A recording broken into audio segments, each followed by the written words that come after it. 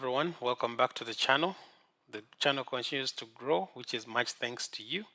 So today we'll be going through our Game Week 7 review and also look at some of the transfer plans for Game Week 8. It's important to note that this weekend we'll be having international games, so we'll be going into an international break. So FPL will be going into a break of about 2 weeks.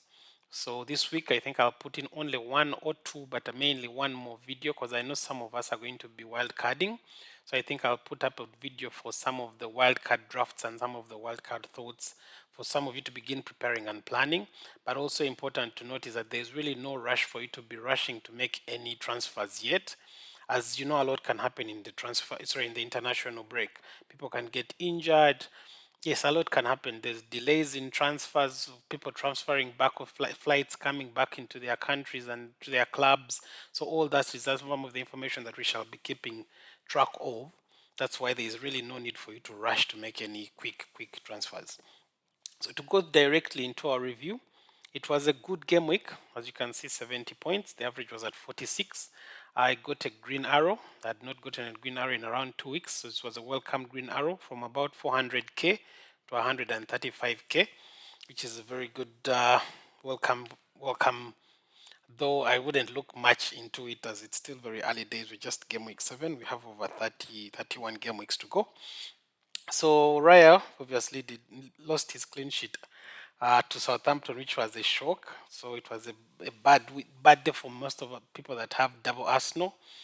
Trent Alexander was one of the only clean sheets that I got in my defense.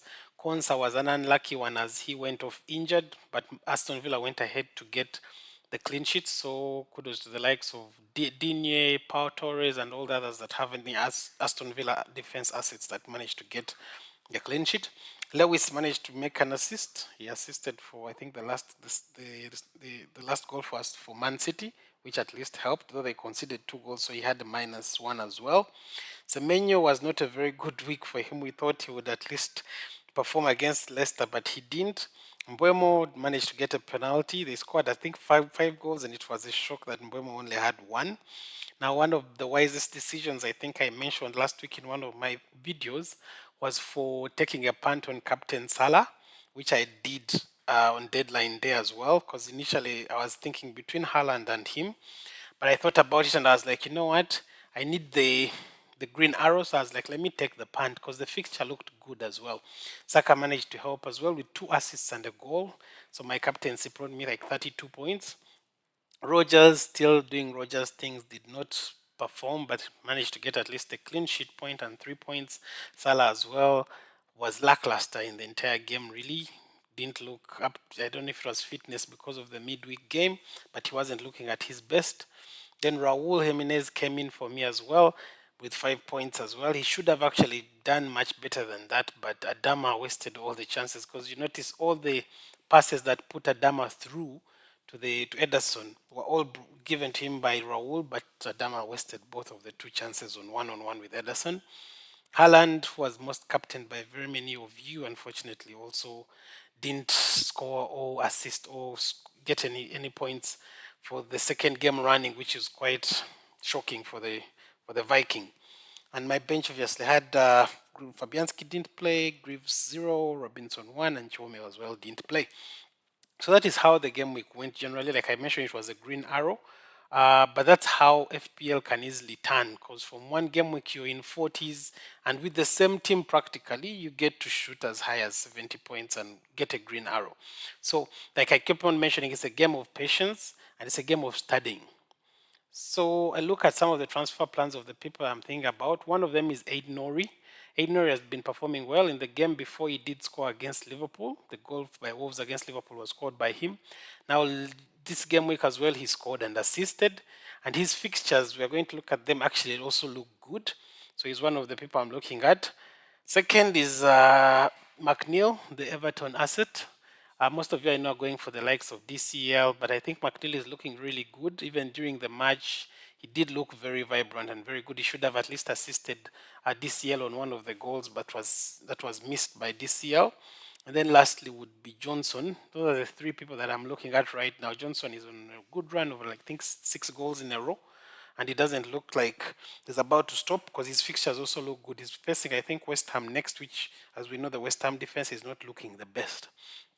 So maybe to have a look at some of these fixtures that I'm talking about, we can start with, let's say, McNeil.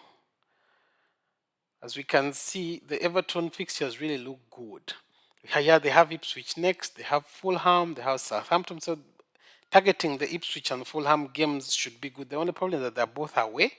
Actually, they have a run of very many away games, but otherwise, I feel like their fixtures really look good enough for them to be given a punt. So, for those that have DCL, for those that have McNeil, I think he's a very good option. We can also look at Ain Nuri. Ain Nuri as well has one bad fixture that I would call bad against Man City, but after that, you do clearly see his fixtures look good. He has Brighton, Crystal Palace, those are both home games, and Southampton as well, which should be targeted. So I feel like he's one of those people that should have a good shout as well. Then lastly, Johnson, who has really been on form. I think his fixtures as well look good. West Ham is not okay. Did do well against Ipswich, but before that it hasn't been doing well, so its defense may not be the best. That's why I feel like for this game it would be a good shout. Crystal Palace, as we know as well, has not been doing its best. Then maybe it becomes tricky against Aston Villa. Then Ipswich is a good shout until they get to play Man City. So I believe they are good shouts. I know most of us are going for the likes of Palmer, for the likes of but these are some premium people that are very expensive, and yet you could be able to work on your team and have those budget or lower priced midfielders and lower priced defenders that could also get you very good points. Those are my plans for, I think, game week 8, but like I mentioned, there's really no rush for you to make any transfers right now. You can watch the space. I'll put in a video later on this week for those that are planning to wildcard. Otherwise, FPL responsibly. See you next time.